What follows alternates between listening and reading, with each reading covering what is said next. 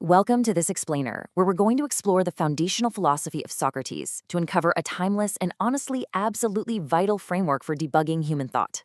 If you've ever felt completely overwhelmed by the sheer volume of loud, incredibly confident, yet totally contradictory opinions screaming at you from every corner of the world, especially on our social media feeds, well, you are in the exact right place. We live in this era of total information overload and relentless echo chambers, where everyone just seems so certain they have all the answers.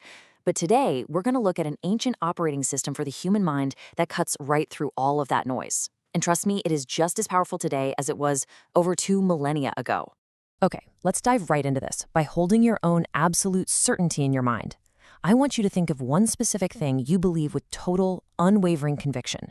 It could be a deeply held political stance, a management style you swear by, or maybe even just the absolute best way to load a dishwasher. Do you have it? Take a second. Got it?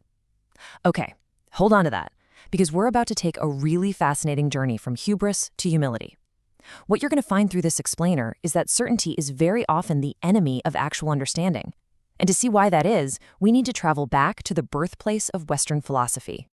All right, Section 1, the Gadfly of Athens.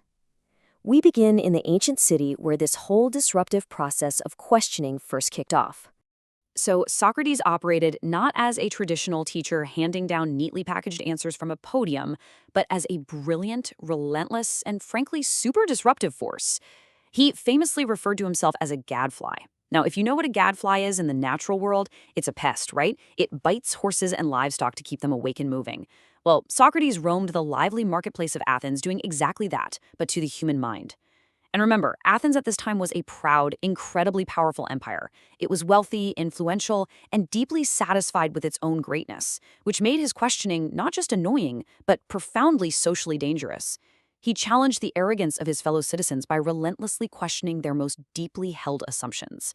When people were intellectually asleep, just completely complacent in their wealth, their social status, or their unearned opinions, Socrates was that sharp bite that woke them up. This brings us straight into Section 2. The power of knowing nothing. Let's see how this builds the foundation of his entire philosophical framework.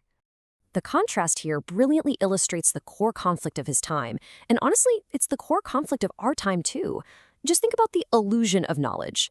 The powerful politicians, the celebrated poets, the highly respected artisans of Athens, they all publicly claim to possess absolute truth about these massive concepts like justice, beauty, and piety. But under targeted questioning, their supposedly rock-solid knowledge always fell apart. Contrast that with Socratic wisdom.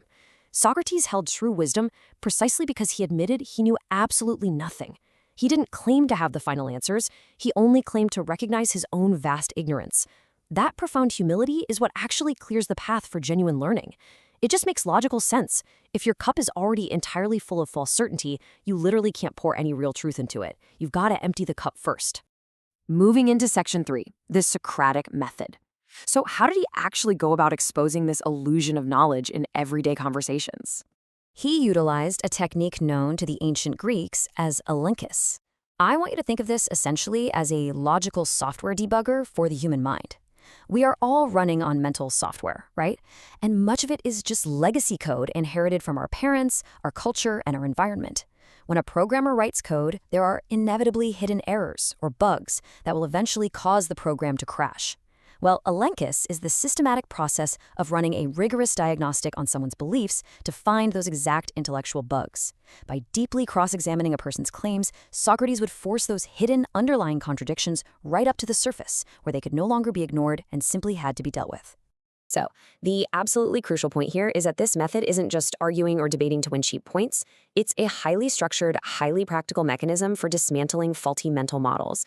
The mechanism starts with step 1, someone posing a highly confident claim. Say, justice is simply helping your friends and harming your enemies. Step 2, Socrates would then immediately follow up with probing, incredibly targeted questions. But hey, what if your friend is actually a bad person? Is it just to help them do terrible things?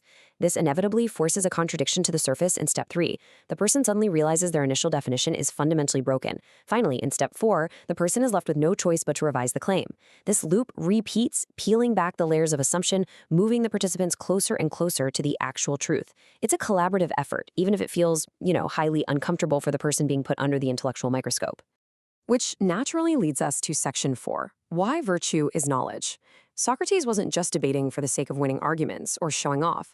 There was a profound, life-altering purpose to all of this. He firmly believed that true virtue, known in Greek as arete, is intrinsically linked to knowledge. Arete essentially means fulfilling your ultimate purpose with absolute excellence. For Socrates, a human being can only achieve this excellence if they truly understand what is good. He argued that if we genuinely, deeply understand what is good and right, we will naturally do what is good and right. Think about it in modern terms. If you truly, deeply, at your very core, understood that eating a diet of pure junk food damages the only biological body you will ever have, you wouldn't do it. True internalized knowledge forces right action. You just wouldn't knowingly choose something that harms your own soul. Now, what's really fascinating about this concept is the implication it has for human behavior. If doing good comes directly from knowing what is good, then doing wrong is simply a result of ignorance. It's a bug in our intellectual software.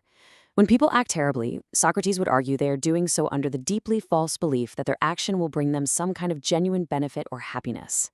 They aren't acting out of pure, cartoonish malice. They're just operating on corrupted data.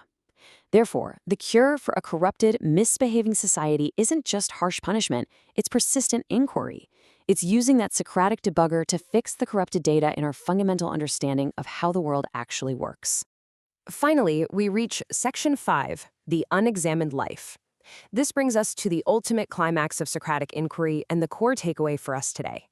Socrates believes so deeply in this continuous process of self-correction, this relentless pursuit of arete through the debugging process of Elenchus, that he left us with this profoundly demanding and very famous axiom: the unexamined life is not worth living. He essentially said that a life lived strictly on autopilot, just accepting the beliefs of your parents, the talking points of your politicians, or the endless scroll of your social media algorithms without ever running a diagnostic test on them, is a life that falls drastically short of human excellence. To be fully alive is to constantly question, to constantly refine your internal models, and to never ever settle for the comfortable illusion of knowledge. As we wrap up this explainer, I want to bring you all the way back to that one piece of absolute certainty I asked you to hold on to at the very beginning. Put it through the Socratic debugger. Are you absolutely, undeniably sure it's true, or is it merely an assumption comfortably waiting to be dismantled? I'll leave you with this final provocation to linger on. Are you asking the right questions to dismantle your own preconceived notions? Because the truth is, the path to real wisdom begins the exact moment you have the courage to admit just how much you still have to learn.